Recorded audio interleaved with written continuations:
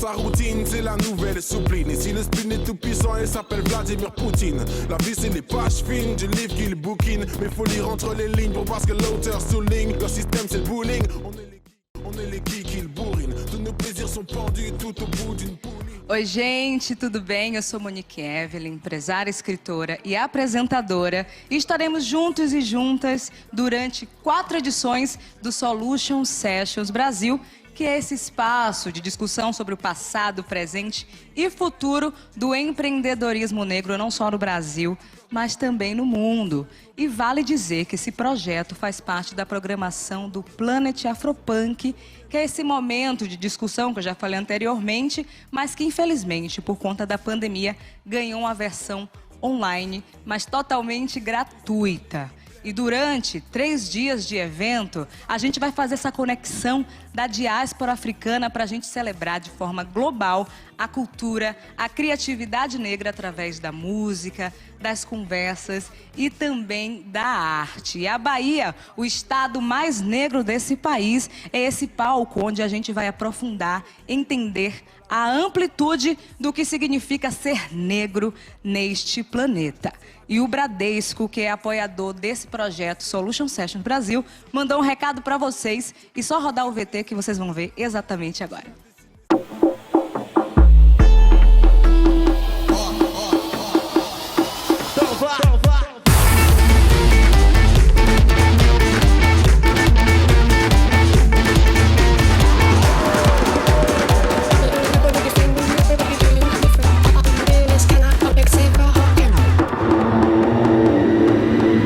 Bradesco no Afropunk 2020.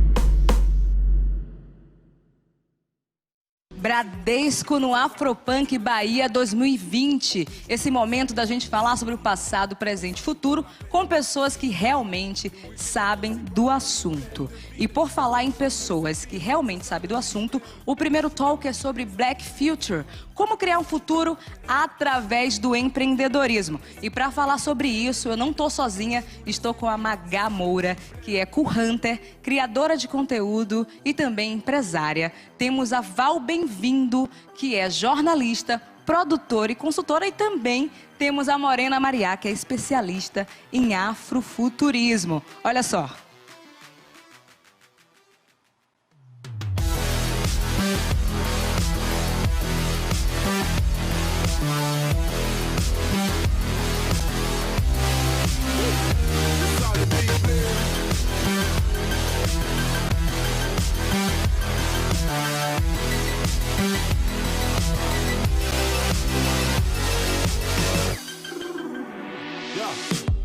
S'enfermer dans sa routine, c'est la nouvelle soupline. Ici le spin est tout puissant, il s'appelle Vladimir Poutine. La vie c'est les pages fines du livre qu'il bouquine. Mais faut lire entre les lignes pour voir ce que l'auteur souligne. Leur système c'est le bullying. Muito bem-vinda, Val, por favor, sinta-se em casa, sente-se. Meninas, Morena e Magá, bem-vindas também, estão longe, mas sintam-se abraçadas. E a gente vai começar essa conversa. E eu começo com você, Magá, assim, eu te admiro, você é referência para muita gente e utiliza também a estética, dá para ver até pelo seu vídeo aqui, né? A estética como uma forma de ativismo e também a mulher de negócios. Mas antes da gente entrar nesse mundo do empreendedorismo, conta pra gente como e quando você se descobriu negra. Vou tentar. Oi, gente, tudo bem? Gostaria de estar aí com vocês, dando esse eclosão, mas estou aqui em casa, tá? Vou tentar não ser prolixa na resposta, mas eu acho que eu me descobri negra quando eu tive o meu corte químico, né? O meu problema que para mim eu vi eu vejo hoje como uma solução, que foi a minha transformação capilar. Eu não cresci numa família militante. Infelizmente o meu pai era um homem negro, ele já faleceu, mas era um homem negro, retinto, mas ele não tinha este conhecimento, né? Um homem do interior da Bahia, ele sempre foi muito preconceituoso com as outras pessoas negras também e sempre evitou que a gente se relacionasse com outras pessoas negras. Então, quando as minhas irmãs brincavam com a vizinha, era um problema dentro de casa, porque se meu pai visse, ia sobrar chinelada para todo mundo. E a gente cresceu meio que com isso, né? Não que virou um problema nosso, mas não tinha nenhuma consciência racial na minha família. E aí eu falo da questão capilar porque foi quando, por tanto alisar meu cabelo, eu perdi todo o cabelo, e a solução que eu encontrei para ter o meu cabelo natural de volta, enfim, para começar a criar uma autoestima, porque eu não tinha nenhuma, foi fazendo as tranças. E as tranças me levaram para essa minha descoberta, tanto capilar, porque eu nunca tinha visto o meu cabelo natural, eu não sabia como era o meu cabelo natural, crespo, tanto quanto de autoestima e de reconhecimento e de orgulho, né? Porque eu tenho 32 anos e, sei lá, a minha infância inteira e adolescência ser negro era um problema, né?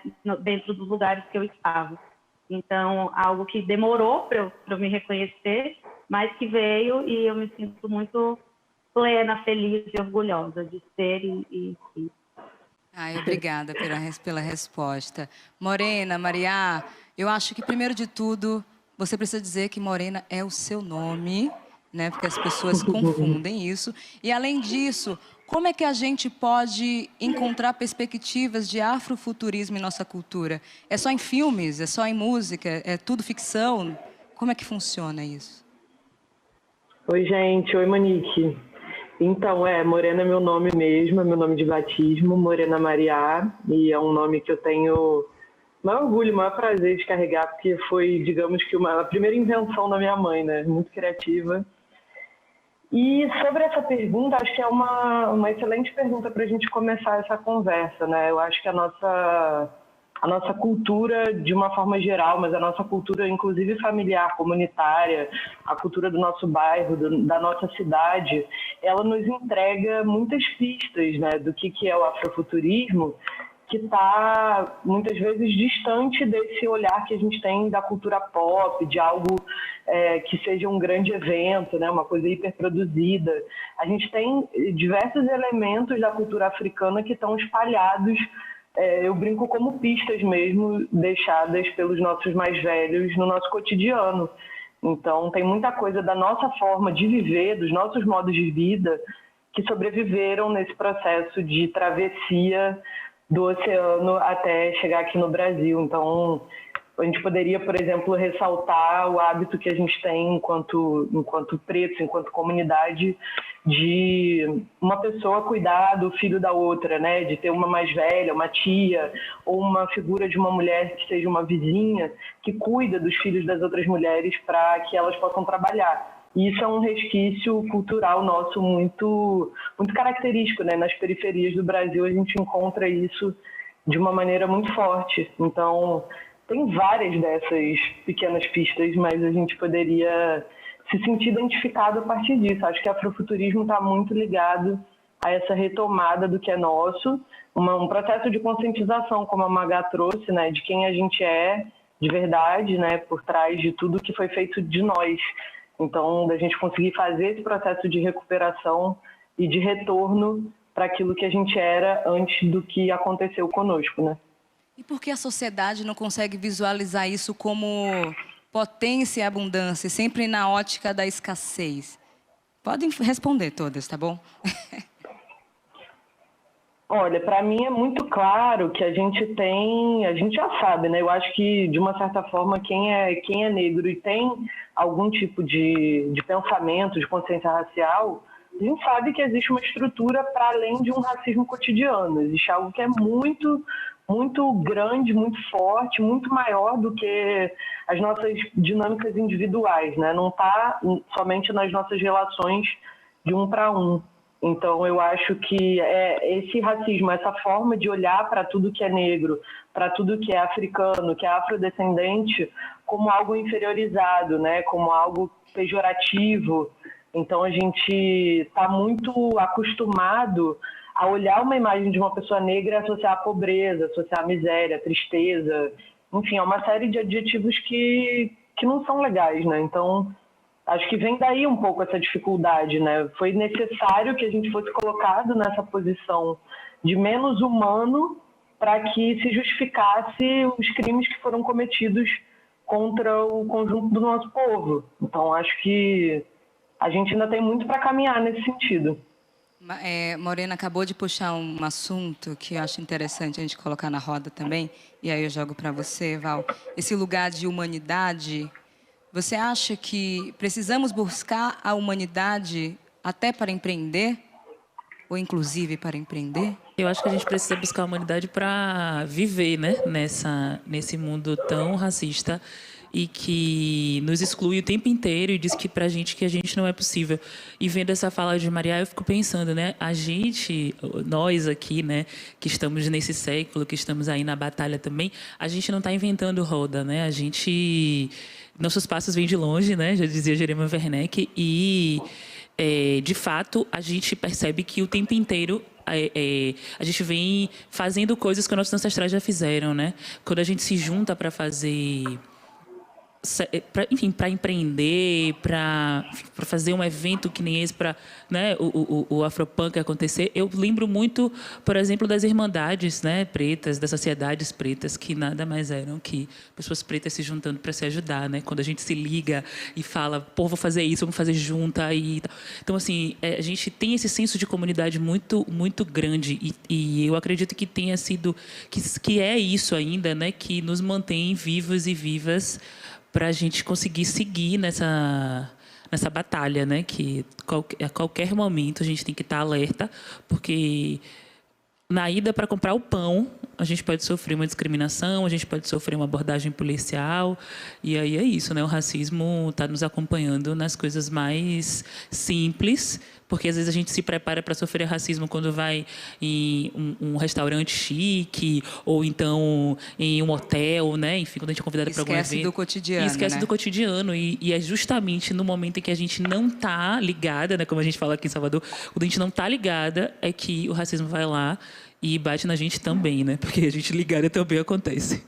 E esse mito, vocês duas como empresárias, assim, que eu também sou empresária, que quando a gente quando a gente começa a ascensão social, as pessoas acreditam que nós, enquanto mulheres pretas, pessoas pretas, corpos pretos, a gente não vai passar por isso. Eu queria entender de vocês qual dinâmicas de enfrentamento do racismo dentro do negócio de vocês vocês costumam fazer. A dinâmica, para mim, assim, é o que eu faço para a vida inteira, né? Eu sou uma mulher que fui uma criança criada dentro de uma família preta, que se sabia preta, que tinha uma consciência racial. Então, desde muito nova, desde que eu me entendo por gente, eu sei que eu sou preta e sei o peso de carregar a cor da noite na pele, né? Então, isso é bom, porque eu sei, eu lembro de identificar o que era racismo, o que era, tipo, coleguinha não querer estar comigo porque eu era preta, e não porque, não, eu não gosto dela, não é isso. Eu entendia que a professora me tratava diferente porque eu era preta, ou que a professora preta se reconhecia também em mim, a gente tinha uma coisa de cumplicidade, então eu conseguia compreender isso muito nova. Então, o que eu levo para o meu trabalho é o que eu levo para a minha vida, né? Então, óbvio que quando eu adentro certos espaços e me coloco como a empresária ou a produtora responsável por um evento, eu percebo que tem um baque, né? As pessoas não estão esperando uma mulher preta jovem chefiando, né? A gente percebe que tem a coisa, né, da idade e racial também, e de gênero, óbvio, né? Raça, gênero, classe... Tudo naquele idade. bolo. Mas é isso, assim, eu de fato... A gente nunca está preparado mesmo, né, Monique, para o racismo, mas a gente está calejado, né, assim... A gente, às vezes, é engraçado, porque a gente chega em determinados espaços e a gente se surpreende quando não acontece alguma coisa. E não é que a gente está esperando, né? O ideal é que a gente não estivesse esperando, o ideal é que a gente tivesse, enfim, né? Que não acontecesse. Mas acontece tantas vezes que, de fato, em determinados espaços, quando não acontece, a gente chega a se surpreender. O que eu tento fazer nos meus espaços de trabalho é me cercar de pessoas que nem eu. Aí eu volto para o senso de comunidade que a gente estava falando. Eu acho que a gente não consegue nada sozinho, né? Assim, então, a maioria dos profissionais que eu contrato são profissionais pretos. A maioria dos profissionais que eu me associo são profissionais pretos. E quando não é profissional preto, é um profissional não negro, tem que ser antirracista. E mesmo as pessoas antirracistas, a gente sabe, a sociedade racista tem um monte de gente racista, inclusive pessoas que a gente gosta. E essas pessoas podem pisar na bola em algum momento, né? E eu sou aquela amiga que vou dizer, você pisou na bola. Você deu mole e não... E eu vou falar um monte de gíria baiana, porque... Fique à vontade. Né? Por motivos óbvios, mas é isso, assim, a gente precisa sinalizar, né? As pessoas estão aí, eu quero aprender, beleza. Então, aprender significa que a gente vai dizer, você errou, você foi racista e, inclusive, não use a gente como token. Por favor, não use, eu não sou racista porque eu sou amiga de Val, eu sou amiga de Monique, de Morena ou de Magá. Não use a gente como token. Entenda que você está no processo aí, mas também está chegando um momento que já não vai dar mais para dizer que não sabia, né? Gente, é porque a jornada é longa, mas é urgente a gente começar a repensar essas práticas. E, Magal, o que é que você tem feito, assim, enquanto negócio? Enquanto Magal... Nossa, amor, eu tô... Pronto, isso, por favor. Tá.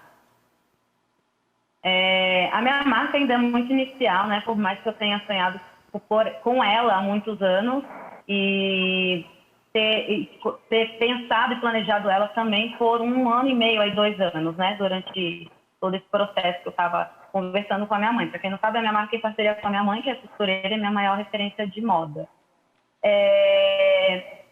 E agora eu estou aprendendo muito, né? Porque acho que meu primeiro passo como empreendedora foi sair do mundo corporativo, de um ambiente, entre aspas mesmo, seguro, porque não era seguro, sofria muito assédio moral, racismo, enfim. E não era feliz naquele ambiente, quis deixar tudo de lado para virar blogueira. E entrei num ambiente completamente onde eu não sabia onde eu estava entrando. E eu acho que foi um grande passo de empreendedorismo, sim, porque eu tirei todo o meu dinheiro para investir em um blog e que ainda bem que deu certo e estou aqui hoje.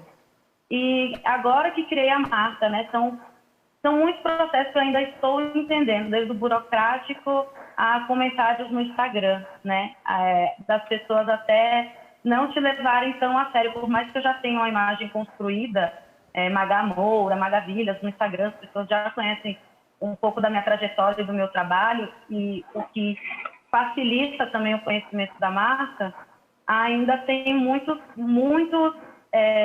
embates, né, com um outro consumidor final que não é o que me conhece, o que é que tem, e que é essa pessoa que, não diria problematiza, mas ridiculariza a imagem de uma mulher negra ser dona de uma marca e chega com comentários do tipo, por que custa esse preço? Mas quem você é? Quem você pensa que é?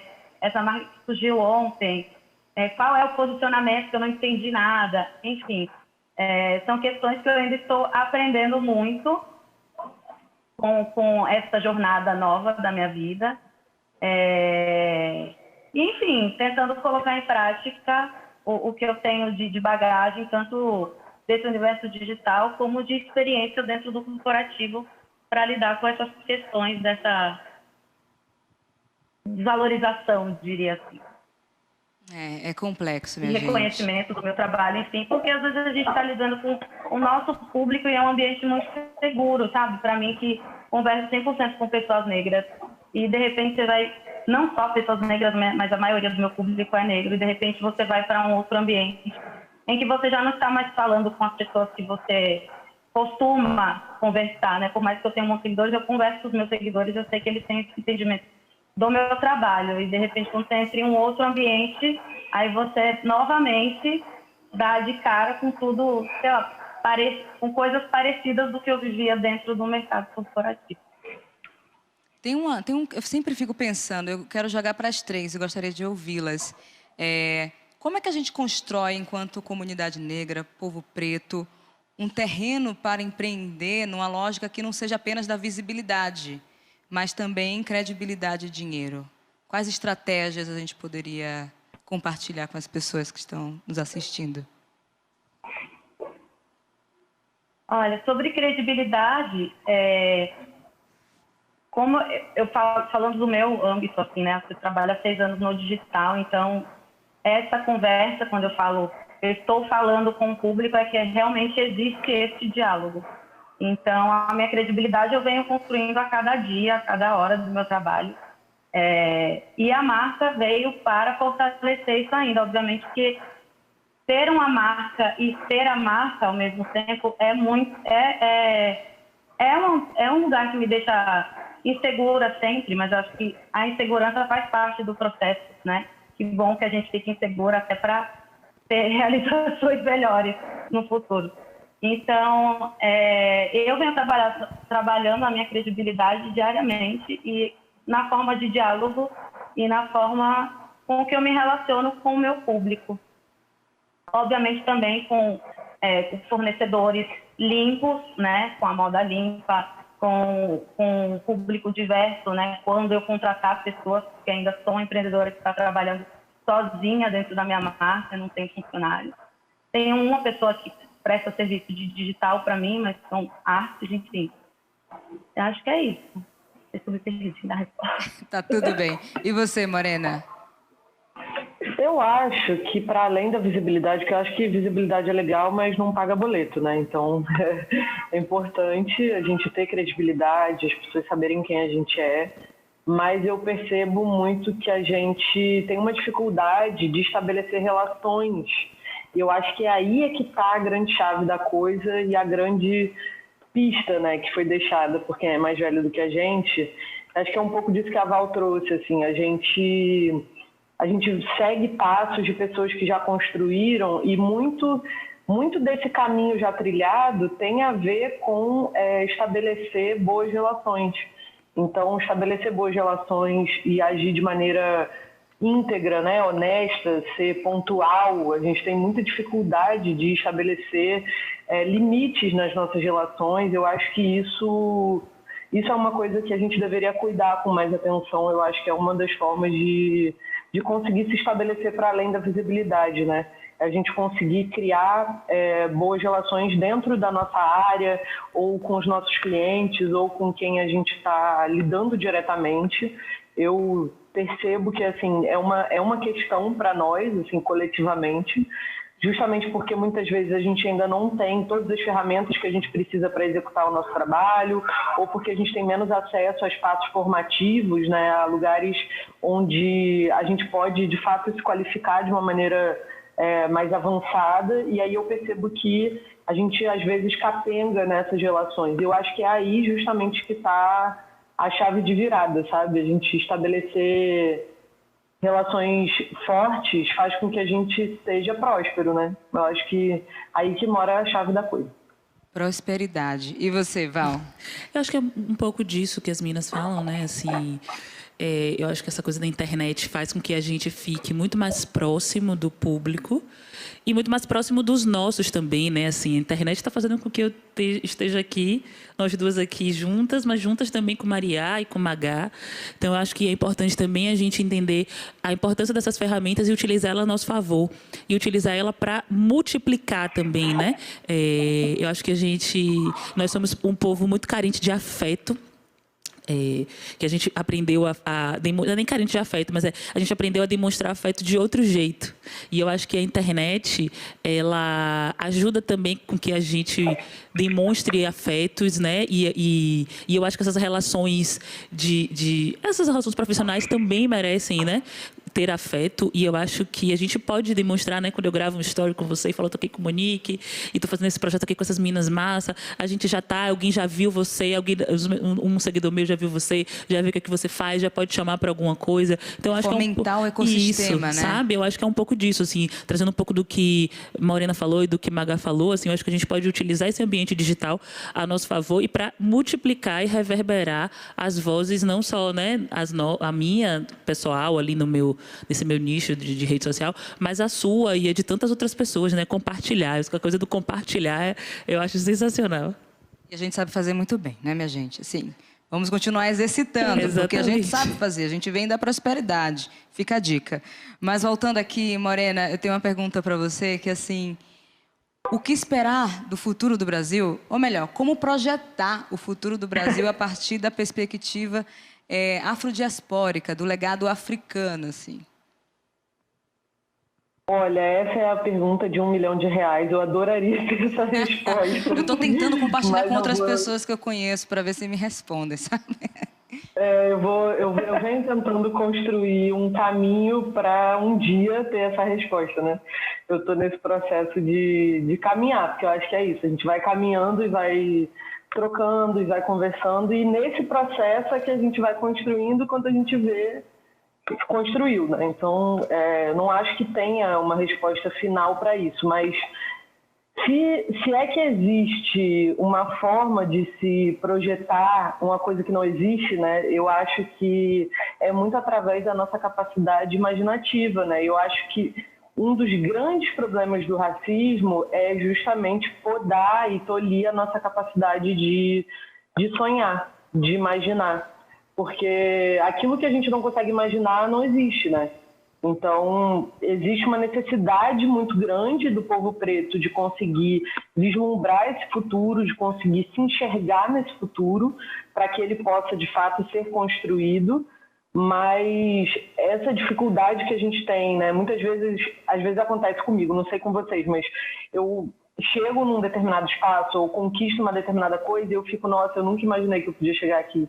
Então, é muito mais difícil você chegar num lugar que você não imaginou que poderia chegar, né? Então, o que eu acho que a gente está fazendo e pode, de uma certa forma, se conscientizar para fazer de uma forma mais estratégica é deixar um legado para quem vem depois da gente de conseguir se imaginar. E eu acho que a gente já tem feito isso muito bem, por exemplo, aqui com esse espaço, né? De ter Monique em espaços super importantes, ter Magá botando a cara em vários eventos e espaços de poder mesmo, onde não existiam rostos negros, né? De Val estar empreendendo e se sentindo possuída do direito de ser empreendedora ou de ser uma fazedora do seu trabalho, né? Então, acho que o fato da gente pensar em deixar um legado e se enxergar como ancestrais desse futuro que virá, a gente entender a nossa responsabilidade, entender que a gente é fruto dos sonhos de outras pessoas que vieram antes da gente. Isso vai fazendo a gente dar passos mais consistentes, eu acho. Então, acho que a forma, para mim, que esse futuro chega é muito através da nossa capacidade de sonhar alto e grande. Você falou de imaginar, eu tenho um mantra que é sonhar, imaginar e criar, porque eu preciso criar a realidade que eu quero viver, que a comunidade negra quer viver. E o Afropunk é esse sinal diaspórico que Morena fala no início aqui da nossa conversa. Eu vou perguntar para você, Val, você falou muito disso, de senso de comunidade, né? E pensando que sim, a economia da cultura movimenta aqui no Brasil 3% do PIB, em média, mas tivemos grandes impactos por conta da pandemia. Mas como é que a gente utiliza esse senso de comunidade do povo preto para a gente recuperar a cultura? Então, eu acho que... Mais uma pergunta de $1 bilhão, você né? está fazendo um monte de pergunta difícil. Mas é isso, Monique, eu acho que, enfim, não sei se é por conta da minha família, eu sou muito ligada à minha família, assim, então eu tenho essa coisa de que a gente não vai fazer nada sozinho, sabe? Então eu acho que a forma como a gente tem de melhorar tudo que está acontecendo é a gente estar trabalhando junto, né? Cada vez mais junto, mesmo não podendo estarmos juntas do jeito que a gente gosta, aglomerando e todo mundo junto e tal, mas estarmos conectados, né? Estarmos sempre compartilhando saberes, conhecimentos, formas, para que a gente consiga responder essas suas perguntas de $1 milhão.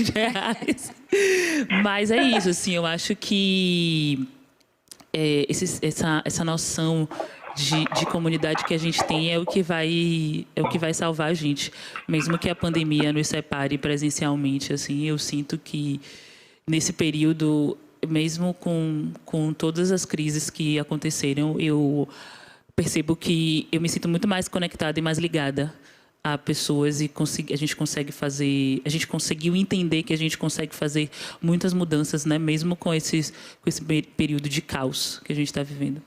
Eu estou aqui pensando também, pensando no mercado de trabalho como um todo. Eu acho que para as três, assim, porque a comunidade preta sempre empreendeu, né?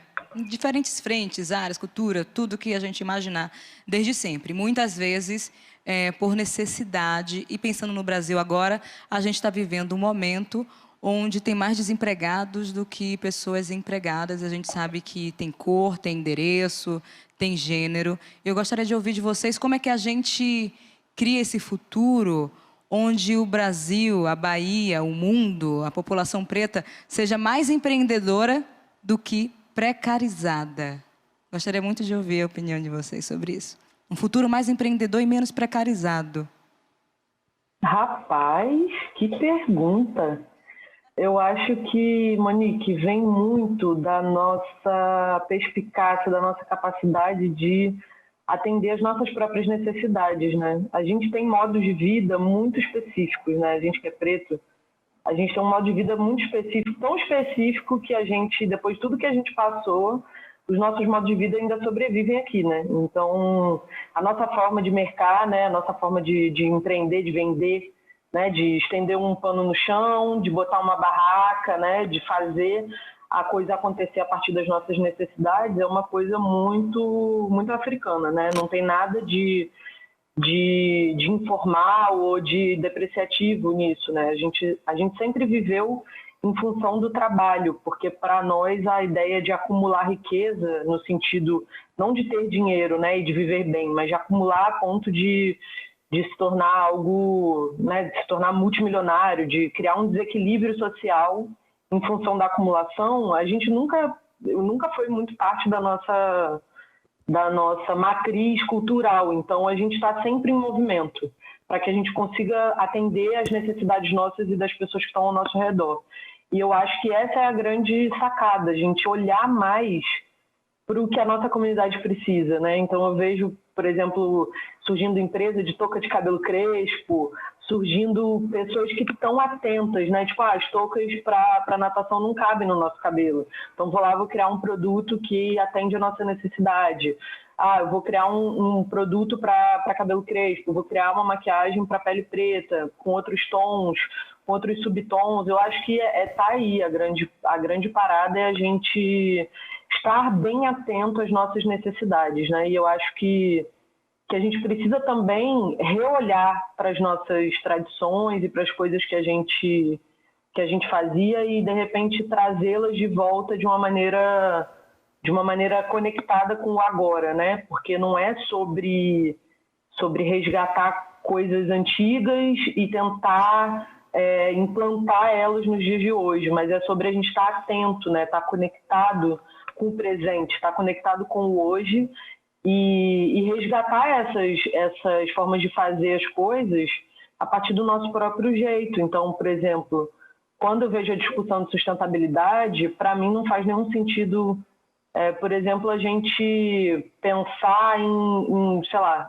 vou pensar aqui num exemplo de moda, da gente continuar produzindo jeans, né, que é um tecido que exige demais do planeta, que exige água, que exige uma série de insumos numa quantidade absurda. Quando a gente sempre produziu tecidos lindíssimos, super estampados e super representativos da nossa filosofia, dos nossos pensares, né? Estampados ali naquela roupa e usando muito menos recurso. Então, que tecido é esse? É a capulana? Como que a gente faz para usar? Ou como que a gente faz um outro tecido baseado nessa forma de produzir, né? Mas a gente começar a olhar um pouco mais para as nossas necessidades, assim, eu sinto que é um pouco por aí. Não sei se eu respondi.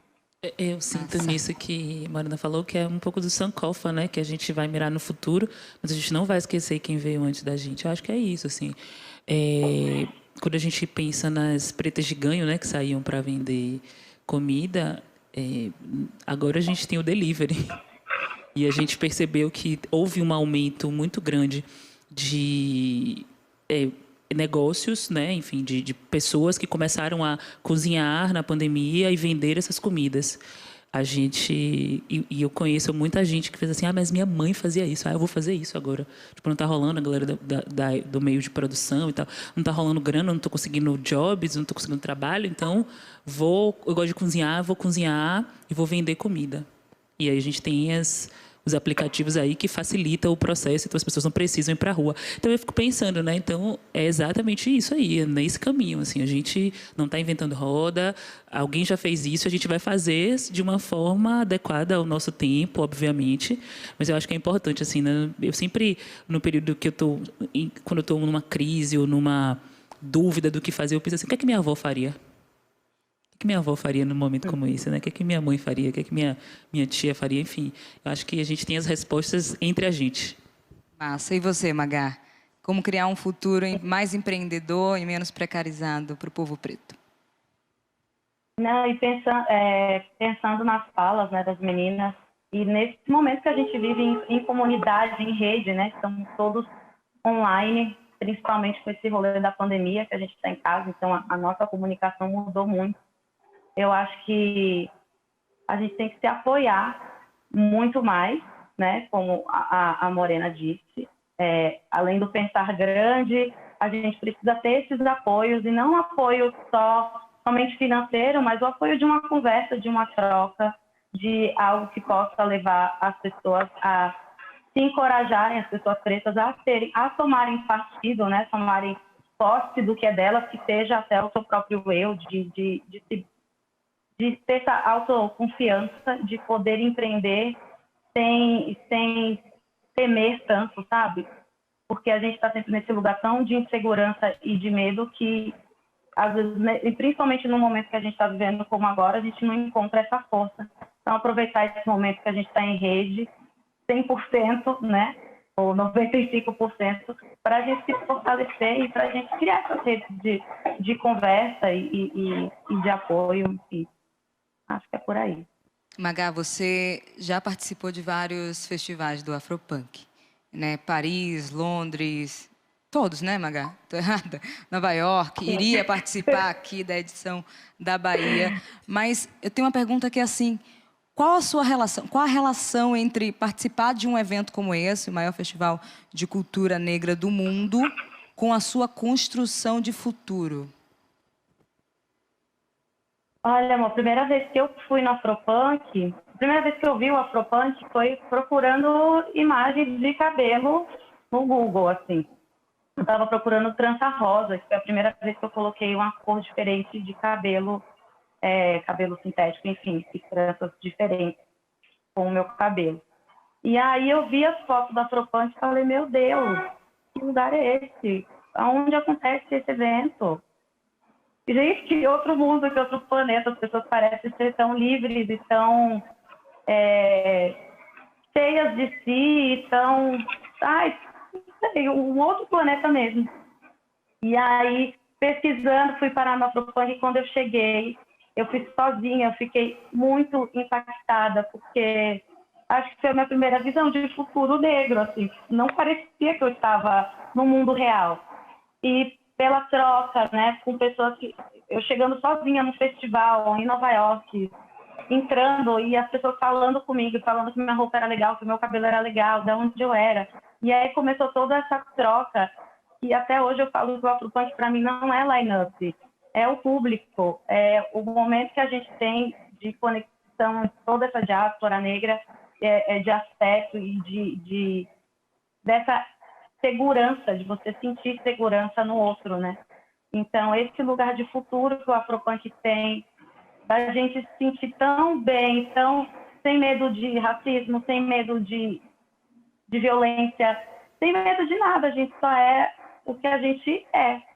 E, para mim, é uma celebração muito linda de tudo isso, desse poder negro, né? dessa ancestralidade que todo mundo carrega.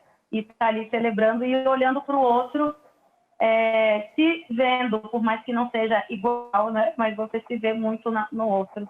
E, para mim, toda vez que eu estava no festival, eu tinha essa sensação de eu estar há muitos anos na frente, sabe? Eu estava num futuro muito 2085. Isso foi em que ano que você foi a primeira vez? Foi 2015. Olha, 5 anos. 2015. Pensando nisso, eu acho que essa frase é boa para a pergunta aqui, para a gente fechar, que vocês falaram muito disso, comunidade, ancestralidade. O futuro foi escrito no passado? Nossa, ouvindo o Magá falar, eu fiquei pensando assim, né? Como a gente está conectado enquanto povo preto. Porque o Afropunk acontecendo em Nova York e essa sensação que ela está descrevendo, eu penso muito na Noite da Beleza Negra, do Ilê, eu penso na saída do Ilê no carnaval, de estarem com os blocos afros, né? Enfim, no Carnaval de Salvador, em qualquer outro tipo de celebração, que é exatamente essa sensação de pertencimento, de olhar para o outro e se reconhecer, né? De, enfim, de entender a importância da gente estar junto ali e se celebrando, né? Isso é sensacional. E pensar que o Afropunk começou acontecendo em Nova York, a Noite da Beleza Negra no Curuzu, enfim, e como a gente vai se conectando e, obviamente, em outros espaços, em outros lugares desse mundo inteiro, a gente vai encontrar celebrações que nem essas, né, que eu citei aqui.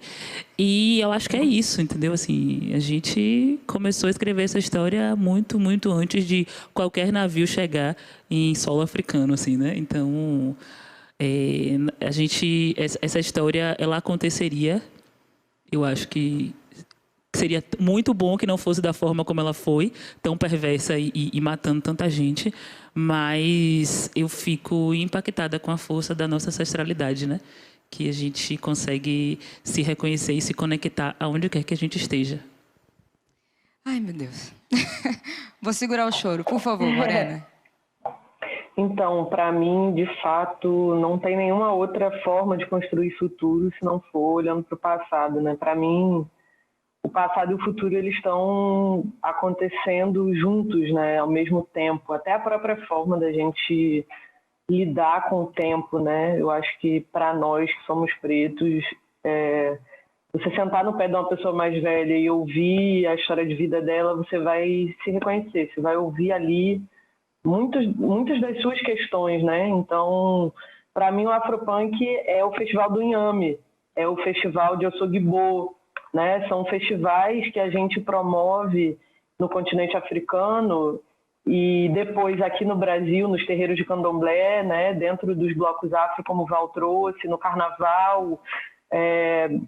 São os festivais que a gente faz desde que o mundo é mundo e desde que a gente está aqui, né? E como nós somos os primeiros a pisar na terra, desde de fato que o ser humano existe, a gente se celebra junto e a gente sabe que se relacionar e celebrar e se reconhecer um no outro e se sentir pertencente é a grande chave de construir de fato um futuro, né? De conseguir enxergar a nós mesmos nesse futuro. Então, eu acredito de fato que o único futuro possível é ancestral e a gente está reeditando esse passado, né? De várias formas. Fico muito feliz da gente estar aqui hoje, né, refazendo esses passos desses festivais que a gente faz desde sempre e podendo se celebrar mesmo num momento tão difícil, né?